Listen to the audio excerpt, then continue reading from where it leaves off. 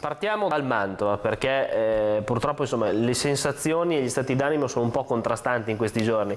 Nella nostra provincia c'è una squadra promossa, il Castiglione, che sta vivendo veramente un momento magico, e dall'altra c'è un Mantova invece che sta facendo harakiri ormai da tempo immemore e ormai sembra purtroppo avviato verso i play-out, anche se dobbiamo dire la speranza è l'ultima a morire.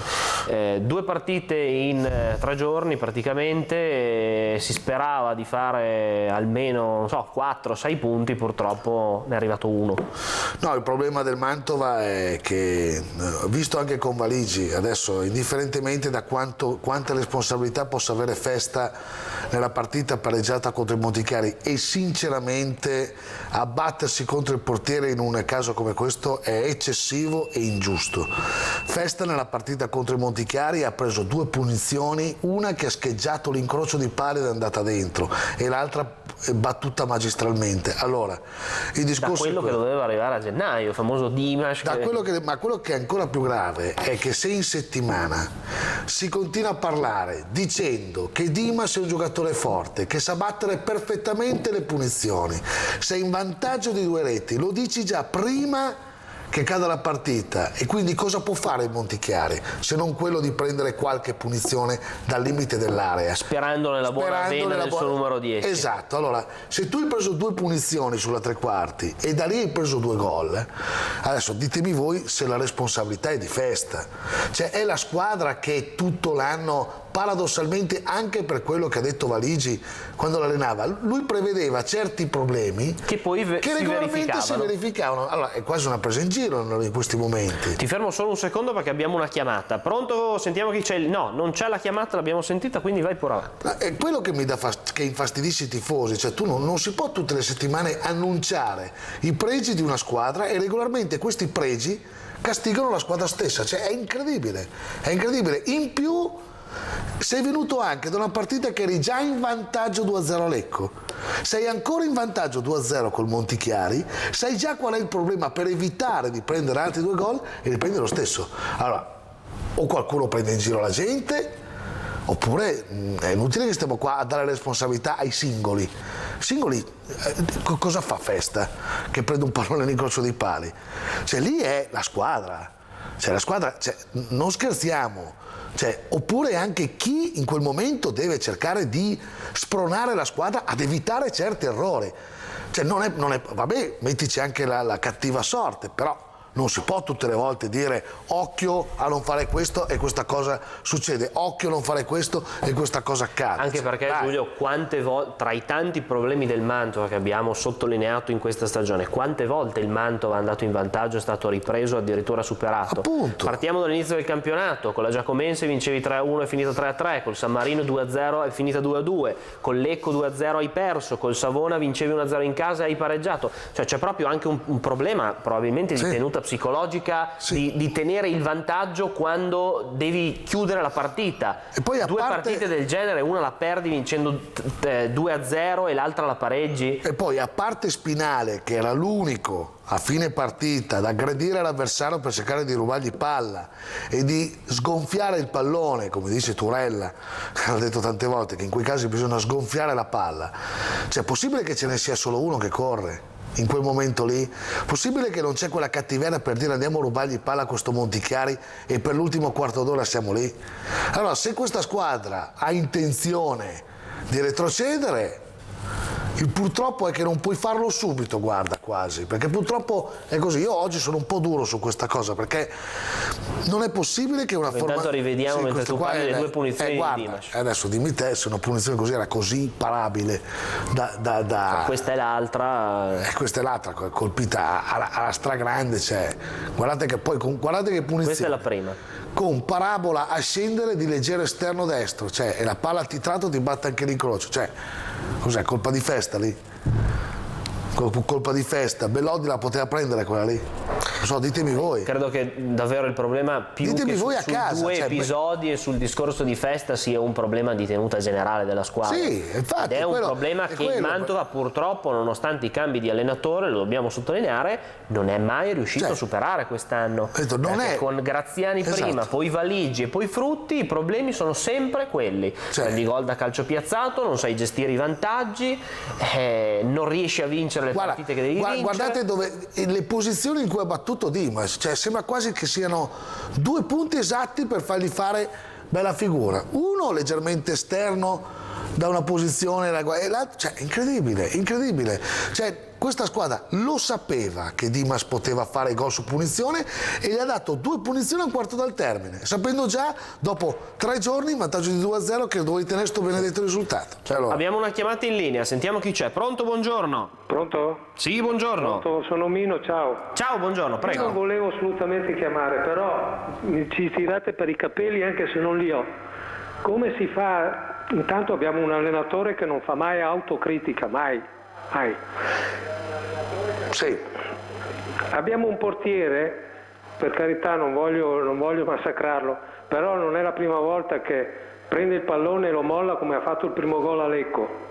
Qui mi prende un gol a 30 metri. La critica è questa. Vedo Giulio che lo assolve in tutte le maniere. No, non è questione di assolvere, le responsabilità ce l'avrà anche lui. È che se tutta settimana dici che Dimas non deve battere le punizioni da lì perché il Montichiari sa solo fare quello e prendi 2 punizioni. Cioè, è questo che è incredibile. È possibile che tutte le volte in settimana dicono una cosa e poi regolarmente questa cosa accade? Cioè, viene anche da ridere, scusa. Una grande ingenuità della squadra come la pochezza della squadra stessa. Che cavolo, quelli non cercavano altro che prendere un fallo al limite a un quarto d'ora dal termine.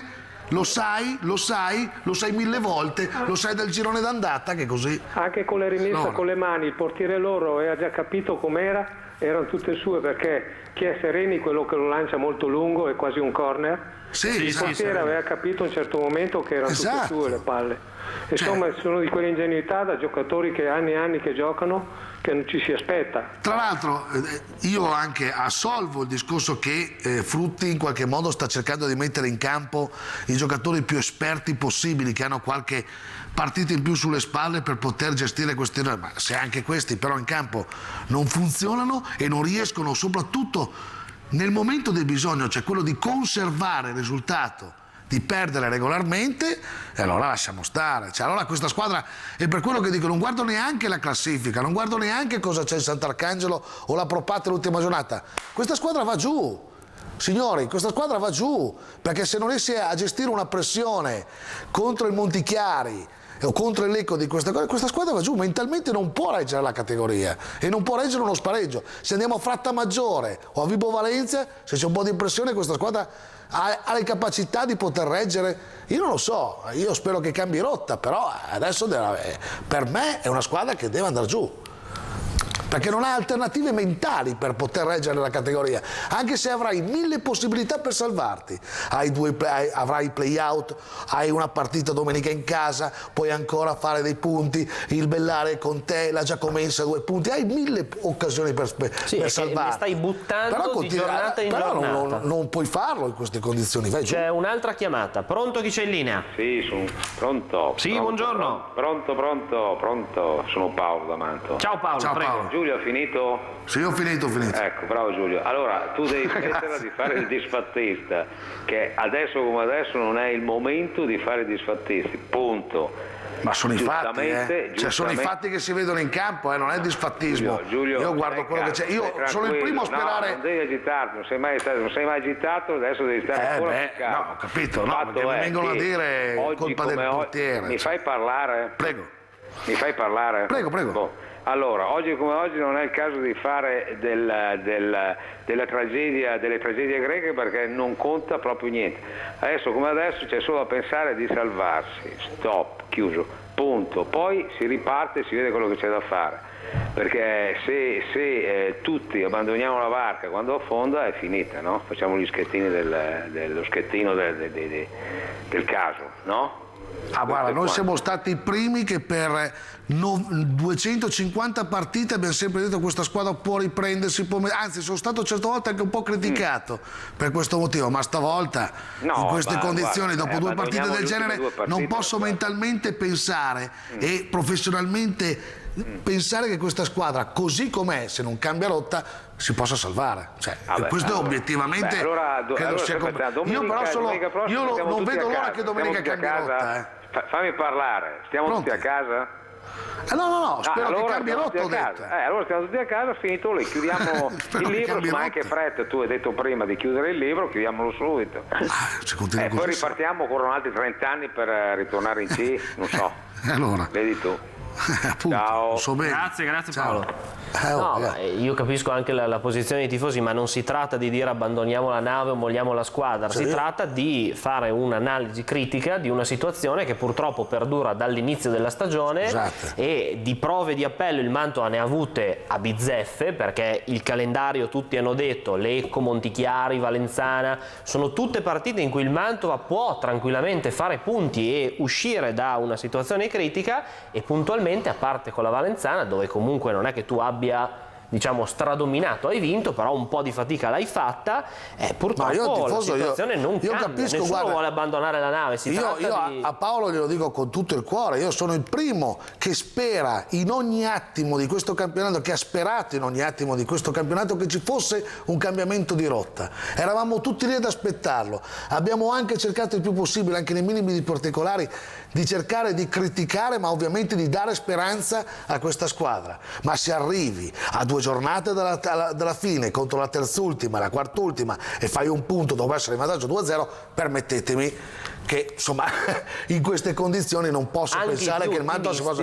Allora io spero solo che in questi 2 giorni, come dice Paolo, ci sia un cambiamento di rotta, gente allo stadio, gente al Martelli, facciamola venire con le bandiere, per carità, che possa essere utile, però 2000 persone di media oggi al Martelli, adesso il Mantova non può neanche permettersi di dire che la gente non c'era, ci sono stati quasi 2000 persone di media allo stadio tutte le domeniche, adesso va bene tutto.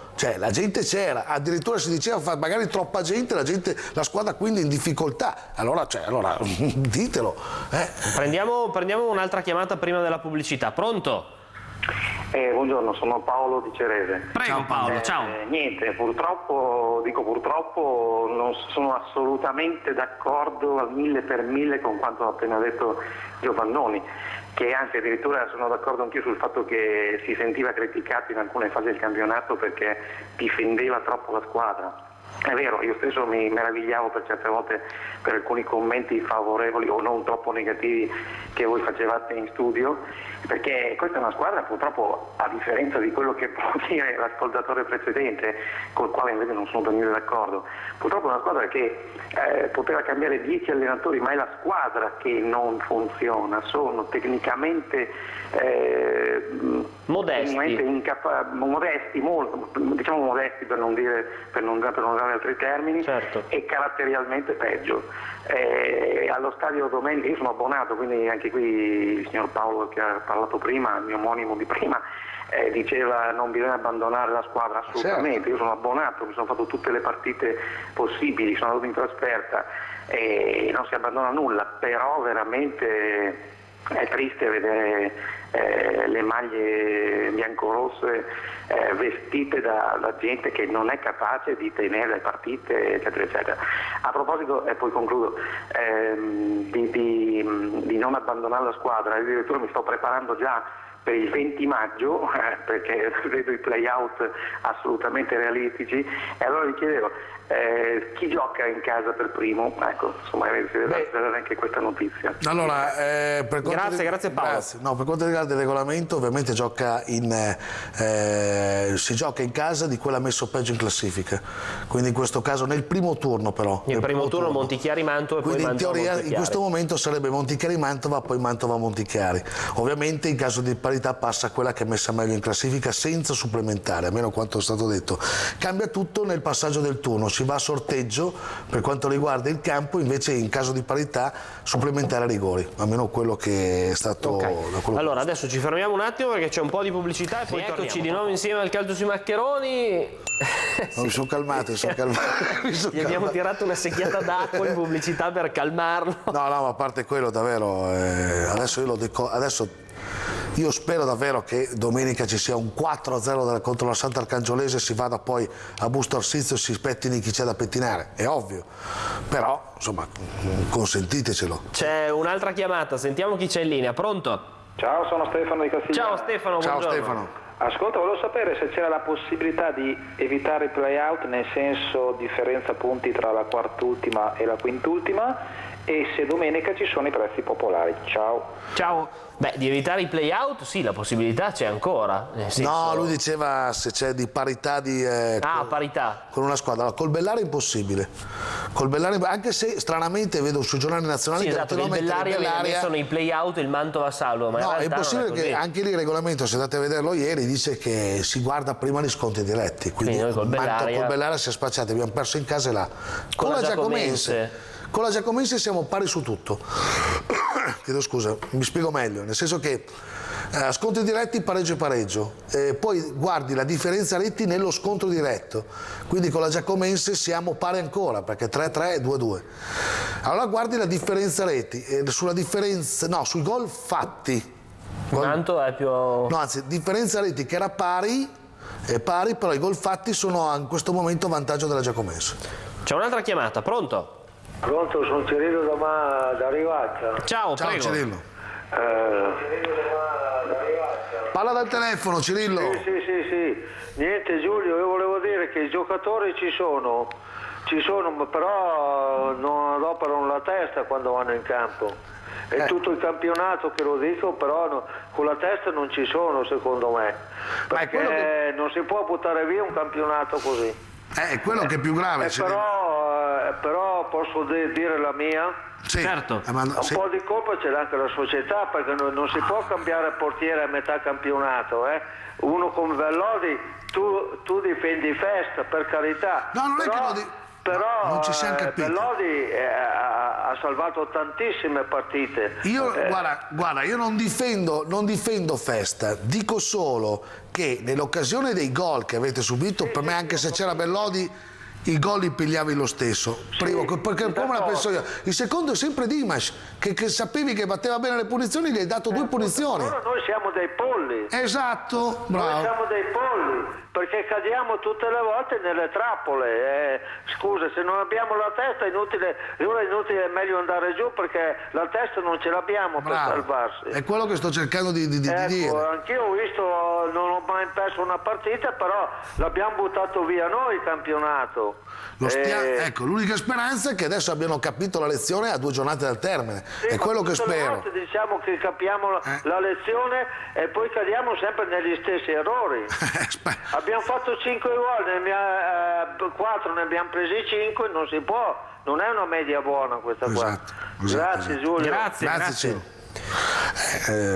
Comunque sul discorso dei punti proprio di occasioni sprecate possiamo andare a vedere anche sulla Gazzetta. Mantova vittima dell'incubo rimonte, persi tra virgolette ovviamente 20 punti, ben 9 volte le rivali hanno recuperato lo svantaggio, in 5 gare sono state sprecate 2 reti di margine. Noi ne abbiamo citate 4 così a memoria: San Marino, Giacomense e le ultime 2 Montichiari e Lecco. Sono 5 le partite in cui era avanti di 2 gol e sei stato rimontato. Le rimonte riuscite sono state 4 invece, contro Borgobuggiano, Lecco all'andata, Alessandria e Cuneo, e i punti recuperati sono stati 8. Sicuramente quello di essere rimontati e quindi di non riuscire a mantenere il vantaggio è uno dei problemi principali che il Mantova, ripetiamo, ha dall'inizio dell'anno. L'abbiamo visto alla prima giornata, siamo alla penultima ormai, ma le cose sostanzialmente non sono cambiate. Io do anche ragione a Cirillo che ovviamente in tutto questo contesto bisogna mettere in conto tutti gli errori che sono stati fatti. Non si può neanche pretendere che una squadra che cambia 2 o 3 volte l'allenatore, che cambia molti giocatori, che inizia in un modo per poi finire con un altro, possa essere una squadra compatta, ben formata a questo punto del campionato. È ovviamente una squadra che ha anche dei limiti considerando gli errori fatti durante la stagione, e su questo non si discute, come posso anche dar ragione che in effetti col senno di poi magari il Bellodi tenuto fino alla fine poteva darti qualche punto in più. Sono d'accordo, ho detto, la mia critica prima era proprio nello specifico nella gara di Monticari, ecco. Però quello che ripeto, adesso si spera che abbiano capito la lezione, perché più chiara di così la lezione, più chiara così la legnata, è quello che insomma spero faccia cambiare rotta al Mantova, perché per 2 volte consecutive essere in vantaggio 2-0 e pigliare un punto solo, io spero che adesso siano guardati in faccia e detto che non accada mai più, ragazzi, soprattutto perché ci dobbiamo salvare, insomma, spero accada questo. Assolutamente. Abbiamo 10 secondi prima di chiudere, solo per far vedere una foto, giusto per tirarci un po' sul morale, di uno dei grandi protagonisti della cavalcata del Castiglione. Questo è lo speciale della Gazzetta, mai così in alto, con la C ovviamente conquistata dai giocatori aloisiani. Giovanni Arioli che ha realizzato il gol decisivo. Ancora complimenti al Castiglione, ma avremo ancora modo di parlarne. Noi ci fermiamo qui, torniamo puntuali la settimana prossima alla solita ora. Grazie per l'attenzione.